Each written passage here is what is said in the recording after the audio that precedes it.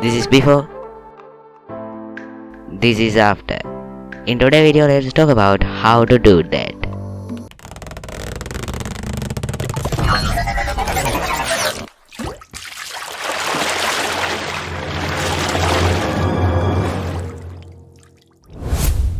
So open the Photoshop, then import you want to edit photo, then go to hue saturation, then tick this to yellow, or you can press LT4.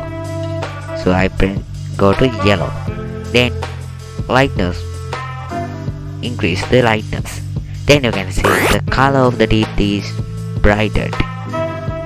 So this is a simple step. You can change the color of teeth, turn yellow color teeth into white color teeth. So this is the before, so this is the after edit.